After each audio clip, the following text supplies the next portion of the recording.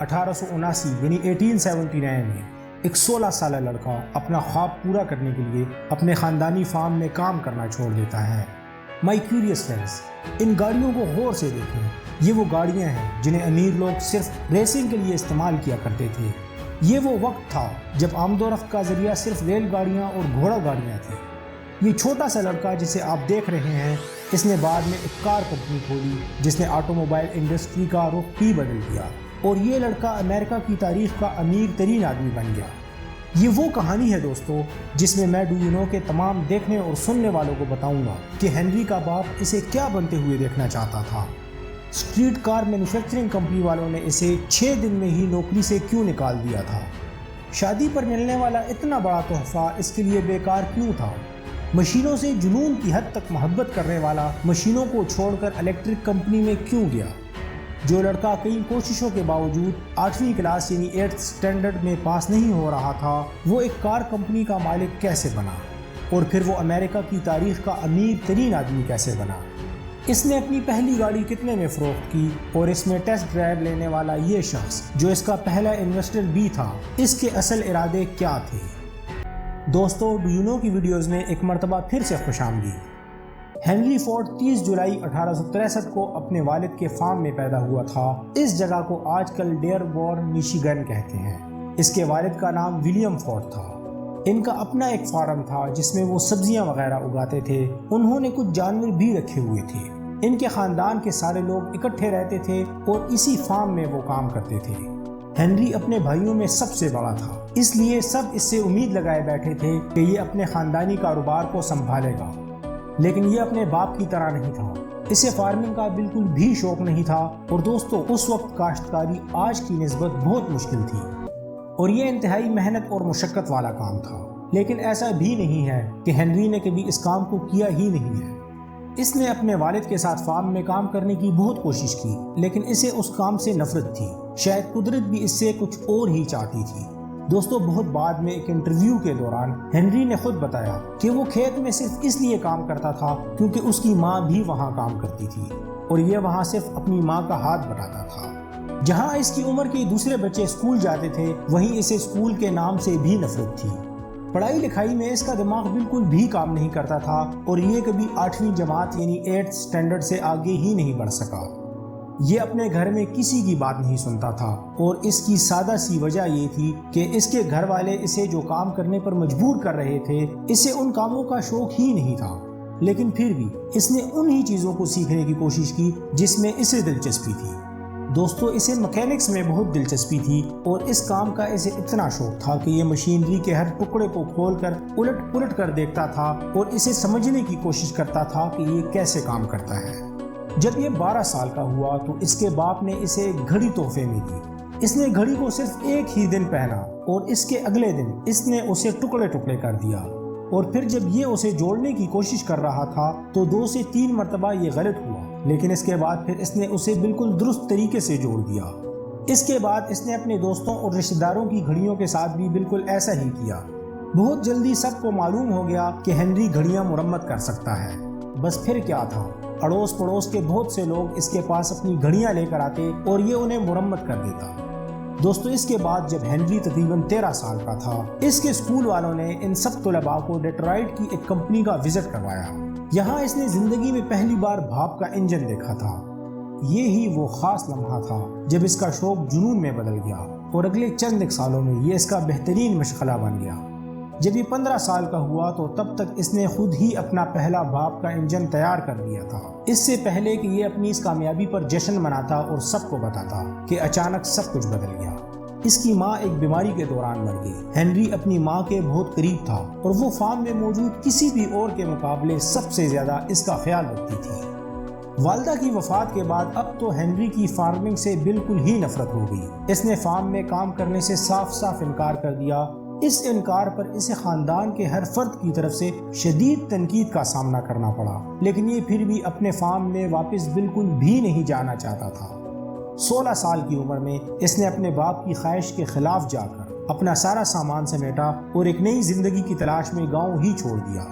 اس وقت تک ڈیٹرائٹ میں سٹیم انجن کا نظام آ چکا تھا، اور یہ بہت تیزی سے ایک انڈسٹریل شہر بن رہا تھا۔ اس شہر کو ایسے لوگوں کی بہت ضرورت تھی جو کام کو جانتے ہوں۔ یہ بھی ڈیٹرائٹ آ گیا، جہاں اس نے مشینوں کے بارے میں ہر چیز کو جانا اور سیکھا، اور اس کے بعد پھر یہ ان سب سے بہتر ایجاد کرنے کی کوشش کرنے لگا۔ لیکن کیا آپ یہ جاننا نہیں چاہیں گے کہ اس کا یہ سیکھنے کا سفر کیسا تھا؟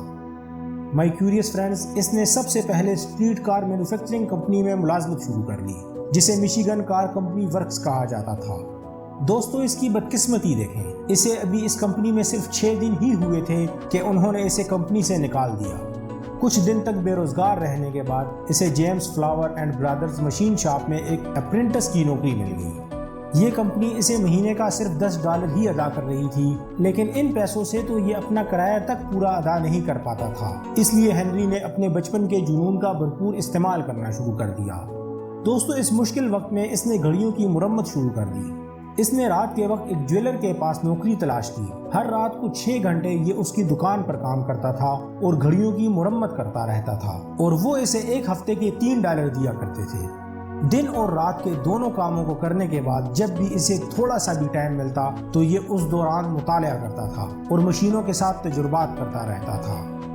پھر 1882 میں یعنی 1882 میں جب وہ 19 سال کا ہوا تو اچانک ہی وہ یہ سب کچھ چھوڑ چھاڑ کر اپنے گاؤں واپس آ گیا۔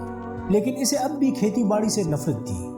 یہ کھیتوں میں بہت کم کام کیا کرتا تھا، لیکن وہاں پر موجود مشینوں کے ساتھ یہ بہت زیادہ وقت گزارتا تھا۔ ان دنوں اس کے والد نے ایک پورٹیبل سٹیم انجن بھی خریدا تھا جو کسانوں میں بہت تیزی سے مقبول ہو رہا تھا۔ ہنری اپنا زیادہ تر وقت اسی مشین کے ساتھ گزارتا تھا اور وہ کچھ دنوں میں اس کو چلانے میں اتنا ماہر ہو گیا کہ اس کا ایک پڑوسی جس کا فارم بھی ان کے فارم کے قریب ہی تھا، اس نے اسے $3 کے عوض اپنے فارم میں اسی مشین سے کام کروایا۔ بس پھر کیا تھا، کچھ دنوں میں ہی پورے مشیگن میں یہ خبر پھیل گئی کہ ہنری فورڈ مشینوں کے لیے ایک تحفہ ہے۔ دوستو، ہنری کے ہنر کی یہ خبر نیو یارک کے Westinghouse engine company of Schenectady کے ذیلی نمائندے تک جا پہنچی۔ اس نے اسے ملازمت پر رکھ لیا۔ یہاں پر ہنری کا کام صرف یہ تھا کہ پورے مشیگن میں جہاں بھی بھاپ سے چلنے والے ٹریکٹر انجن خراب ہو جاتے تھے یہ وہاں جا کر ان کی مرمت کرتا تھا۔ اس کے بعد سال 1885 یعنی 1885 میں جب اس کی عمر تقریباً 22 سال ہوئی، اس کی کلارا جین نامی لڑکی سے نیو ایئر پارٹی پر ملاقات ہو گئی اور اس کے اگلے سال اس نے منگنی کر لی اور پھر کچھ عرصے کے بعد انہوں نے شادی بھی کر لی۔ دوستو، شادی کے تحفے کے طور پر ہنری کے والد نے اسے 40 ایکڑ زمین تحفے میں دی، لیکن ہنری نے اپنے باپ کی طرح اس زمین کو کھیتوں میں تبدیل نہیں کیا، بلکہ اس کے دماغ میں کچھ اور ہی چل رہا تھا۔ 1891 یعنی 1891 میں جب اس کی عمر تقریباً 28 سال تھی، یہ اپنی بیوی کو لے کر ایک چھوٹے سے اپارٹمنٹ میں چلا گیا۔ اس دوران ایک دن ہنری کی اچانک ایک برطانوی میگزین پر نظر پڑی۔ اس میگزین پر ایک انجن کی تصویر بنی تھی۔ اس نے وہ میگزین خرید لیا اور اسے پڑھنے لگا۔ اس میں گیس انجن کے بارے میں بہت کچھ لکھا تھا۔ اس گیس انجن کو ایک جرمن انجینئر تیار کر رہا تھا جس کا نام نکولس آٹو تھا۔ یہ اسے بہت ہی کم تعداد میں تیار کر رہا تھا اور یہ باپ کے انجنوں سے بہت مختلف تھا اور بہت زیادہ اچھا بھی تھا۔ دوسرے باپ انجنوں کی طرح اسے سٹارٹ کرنے میں 30 منٹ کا وقت بھی نہیں لگتا تھا، کیونکہ اس انجن میں اندرونی طور پر کمبسچن موجود تھی۔ یہ نئے طرز کا انجن پورے یورپ میں بہت تیزی سے فیمس ہو رہا تھا، لیکن امریکہ میں بہت کم ہی لوگ اس انجن کے بارے میں جانتے تھے۔ دوستو، اس موقع پر اس کی خوش قسمتی دیکھیں، اس کی ملاقات ایک ایسے شخص سے ہو گئی جس کے پاس یہ گیس سے چلنے والا انجن تھا۔ ہنری نے جب اس انجن کو دیکھا تو یہ اسے بہت زیادہ پسند آیا، لیکن یہ بات اس کی سمجھ سے باہر تھی کہ یہ کام کیسے کرتا ہے۔ دوستو، دراصل گیس انجن کو بجلی کی چنگاری سے پاور ملتی ہے۔ اس ایک بات نے سب کچھ بگاڑ کر رکھ دیا۔ ہنری نے اس کے بارے میں مزید معلومات جاننے کی کوشش شروع کر دی۔ کچھ ہی دن میں اس نے ایڈسنز ایپلیمنٹنگ کمپنی میں نائٹ انجینئر کے طور پر کام کرنا شروع کر دیا۔ وہ اسے ماہانہ $40 ادا کر رہے تھے۔ یہ کمپنی ڈیٹرائٹ کی سب سے بڑی الیکٹرک کمپنی تھی اور یہ سٹیم انجن کا استعمال کر کے شہر کے تقریباً 1000 گھروں کو بجلی سپلائی کر رہی تھی۔ یہاں پر بھی اس کا بنیادی طور پر کام انجن ٹھیک کرنا ہی تھا، لیکن جس وقت تک انجن ٹھیک کام کر رہا ہوتا تھا اس وقت تک یہ وہاں بالکل فارغ بیٹھا رہتا تھا۔ اس فارغ وقت کو ہنری نے ضائع نہیں کیا۔ اس فارغ وقت میں اس نے یہی سیکھا کہ یہ بجلی کیا چیز ہے اور یہ کیا کام کرتی ہے۔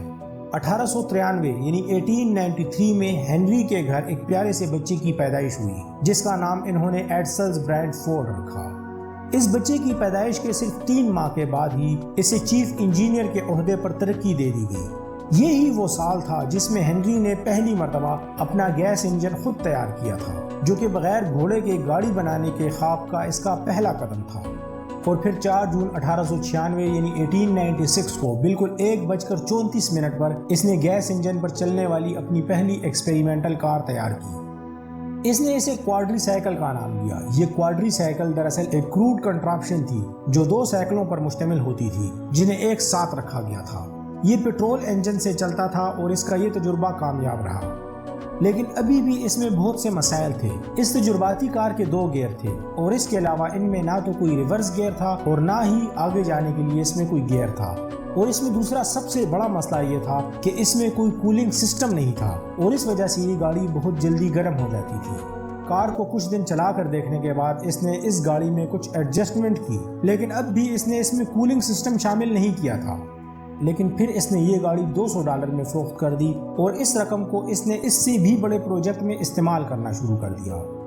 اس مرتبہ ڈیٹرائٹ کے میئر نے بھی اسے اپنی ڈریم کار بنانے کے لیے کچھ رقم دی اور اس نے اپنی دوسری تجرباتی کار بنانا شروع کر دی۔ اس نے اپنے اس پروجیکٹ کو 1899 یعنی 1899 تک مکمل کر لیا تھا۔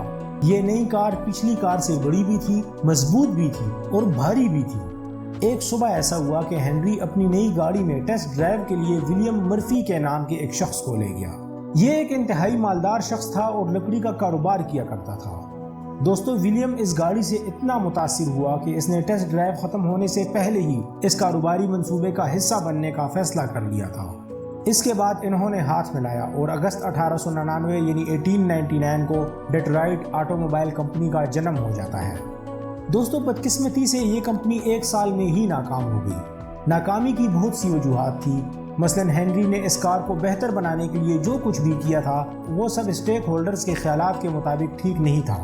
دوسری وجہ یہ تھی کہ وہ لوگ اسے مسافر کاریں تیار کرنے پر مجبور کر رہے تھے جبکہ یہ ریسنگ کاریں بنانا چاہتا تھا۔ تیسری وجہ یہ تھی کہ گاڑی کے بہت سے پارٹس ایسے تھے جنہیں دوسری کمپنیاں بنا رہی تھیں۔ اس کا انہیں یہ نقصان ہوا کہ جب بھی کوئی ڈیلیوری لیٹ ہو جاتی تو پوری کمپنی والے بیٹھ کر اس ڈیلیوری کے آنے کا انتظار کرتے تھے۔ چوتھی وجہ یہ تھی کہ اس کی پیداوار بھی کافی سست تھی۔ اس کی پہلی کار، جسے اس نے بعد میں ڈیلیوری ویگن کا نام بھی دیا تھا، اسے بنانے میں 6 مہینے لگے تھے اور ان میں سے صرف 20 ہی کمپنی کے وجود کے پہلے 2 سال میں بنائی گئی تھی۔ ان سب باتوں کی وجہ سے ہنری کو اس کے عہدے سے برطرف کر دیا گیا تھا۔ اس کی پہلی کمپنی ناکام ہو گئی تھی، لیکن دوستوں وہ پھر بھی پر امید تھا۔ مائی کیوریس فرینڈز، اس کے بعد اس نے ایسا کیا کیا کہ پوری زمین پر چلنے والی گاڑیوں میں سے آدھی اس کا نام لے رہی تھی؟ یہ سب بتاؤں گا میں آپ سب کو اس ویڈیو کے پارٹ 2 میں۔ اس ویڈیو کو دیکھنے کا، لائک کرنے کا اور شیئر کرنے کا شکریہ۔